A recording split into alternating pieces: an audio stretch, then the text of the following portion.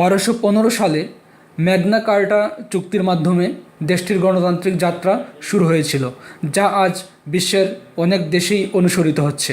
ব্রিটেনের গণতান্ত্রিক ধারাবাহিকতায় বৃহস্পতিবার দেশটির সাধারণ নির্বাচন অনুষ্ঠিত হতে যাচ্ছে। ব্রিটেনের পার্লামেন্ট নির্বাচনের শেষ মুহূর্তের প্রচারণাও শেষ। কয়েক ঘন্টা পরেই শুরু হবে ব্রিটেন জুড়ে ভোট। প্রধান দলগুলোর নেতারা দেশের বিভিন্ন প্রান্তে সফর করেছেন এবং তাদের বার্তা ভোটারদের কাছে পৌঁছানোর চেষ্টা করেছেন। ব্রিটেনের নির্বাচনের ইতিহাসে এই প্রথম কোন দল জয়ী হবে সেটা কেউ আগাম বলে দিতে পারছে না।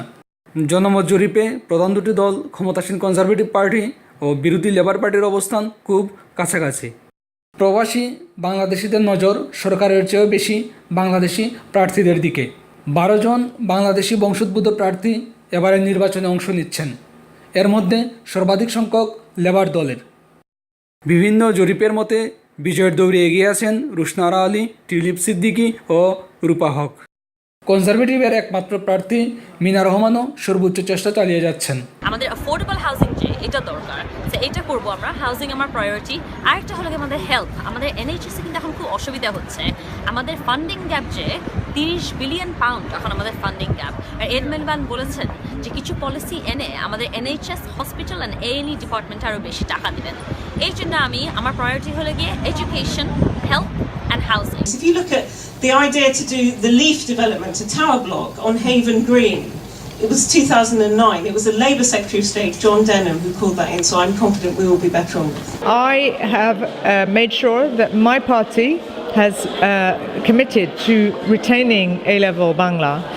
If we can form the next government, it's one of the things that we will protect, and we will not continue this decision that the Conservatives have made. We will make sure that A-level Bangla is available for those who want to study it. প্রচারণায় ব্যস্ত সময় কাটিয়েছেন অন্যান্য বাঙালি প্রার্থীরাও। বুটের এই শেষ মুহূর্তে কী ভাবছেন প্রবাসী বাংলাদেশিরা? গত 2010 সালে প্রথম এবং একমাত্র বাঙালি এমপি পেয়ে বাঙালিদের জন্য, এখানকার বাঙালি কমিউনিটির জন্য একটি ইতিহাস রচিত হয়েছিল।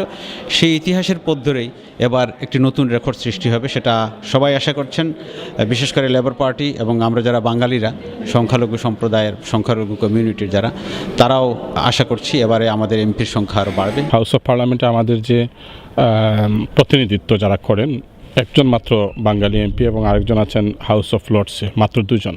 তবে এবারের নির্বাচনে মানে আশার কথা সেটি হচ্ছে যে প্রায় 10 থেকে 12 জনের মতো প্রতিনিধিত্ব করছেন। তবে আমার বিশ্বাস আরও, যেহেতু এখন 2 জন রয়েছেন, আরও হয়তো 2-4 জন চলে আসবেন। এদেশের জাতীয় নির্বাচনে আমাদের 12 জন প্রার্থী প্রতিযোগিতা করতেছেন। আমি মনে করি এটা আমাদের জন্য এটা বিরাট অর্জন। আমি সবাই পাশ করবে এটা আমি মনে করি না, কিন্তু কমিউনিটির লোকদের মেন স্ট্রিমের রাজনীতিতে তাদের অংশগ্রহণ উৎসাহিত করবে।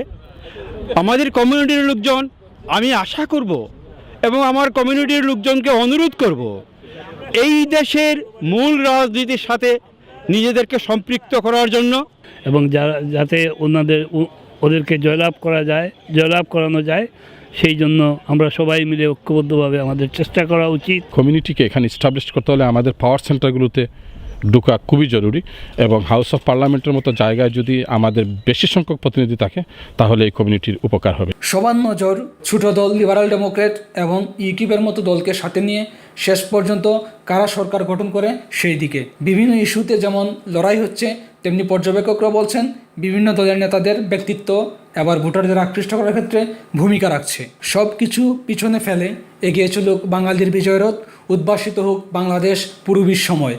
জুয়েল রাজ, TVN24, লন্ডন।